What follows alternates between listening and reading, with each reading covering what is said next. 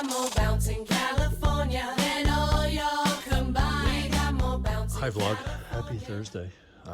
10 o'clock and I'm on my way out as usual, but bunch of work today on the M-Tech. Mike got the cooling system all put together. We ended up doing the belts and the whole 9 yards, so that's all nice and clean and new and topped up with fluid, and then onto the power steering lines.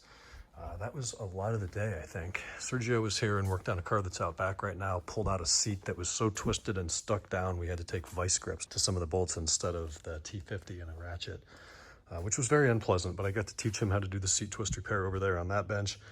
Got the seat in, new trims are on, and then I worked on the wagon out there. So the rear hatch, pretend this is a wagon. The rear hatch latches, there's two, one to open the whole thing, and then the little one by the wiper arm to open just the glass portion. Neither one of those work. We've checked the fuses, checked the relays, replaced the latches. Motors are good, they work with 12 volts. I pulled the wiring diagram today and did almost everything.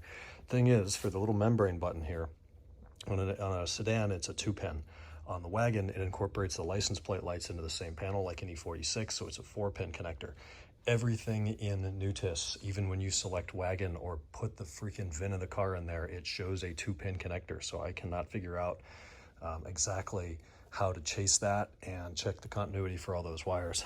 Then I think, okay, well, something in the general modules probably failed. So I had 3, not 1, not 2, but 3 low GM3s in there. So I come out, code them all to the car, copy the ADFG, whatever the hell that is in there, make sure that all the options match up, and cycle the key, cycle the battery, no difference. What am I doing wrong? What am I missing? I cannot figure out why those latches don't work. The only way to get in there is to crawl in the back and pull the little emergency escape door or emergency opening door. That's a $12.99 car. It's a 2000 model year 540 wagon. So frustrating to say the least. I think we're just going to have to start replacing stuff and see what happens next. Sergio came in super early and worked on the Mini Cooper, which is out back. Supercharger's out. It's been picked up by the owner. It's going out to whoever to repair, replace, rebuild, probably rebuild it. The whole front bumper had to come off that car. The radiator cradle got loosened up. The radiator and coolers and stuff stay in, but they've got to get loosened up and moved out of the way. To put the serpentine belt back on, we're going to need some sort of a special tool, which is very annoying. It's a transverse 4-cylinder in that thing, so the belts are over here right against the frame rail. But it's out and apart and pushed back there as we wait for that to return from rebuild.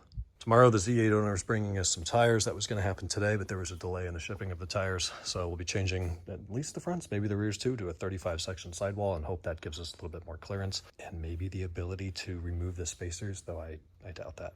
This evening, after exhausting myself on that 540 wagon and the trunk latch problem, I jumped in here and did some of the last minute items. This car's being picked up next Wednesday, so I mounted I didn't mount, but I wired the V1 hardwire.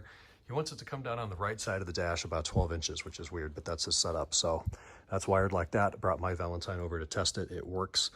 I replaced the steering wheel, a couple other interior trims, just again, last minute things. Interesting note for us nerds here. So the M-Tech uses an M5 rear bumper. Of course, the diffuser is different because it's only got one exhaust port over here on the left. So that's an M-Tech specific diffuser. But this bumper is the exact same part on an M5. Which comes down lower and a little wider than a standard 525, 28, 30, and 40 bumper. Interestingly, BMW chose to use the standard fender liners on this that is cut out specifically here for the regular bumper. The difference is they stuck a little trim in there so it fills out the rest of it. And then here it hangs away from the bumper, so they just put a rubber thing in there so you don't see it. Surprisingly, a pretty half-assed solution from BMW on that. They definitely should have just used the M5's liners. Anyways, that's it for me. I'm taking my Sterling car home today. The tires rebalanced after the wheels are refinished. Those never come out right, so we'll see how that is on the way home. Tomorrow's Friday. I can't wait. This has felt like kind of a long week. Talk to you tomorrow.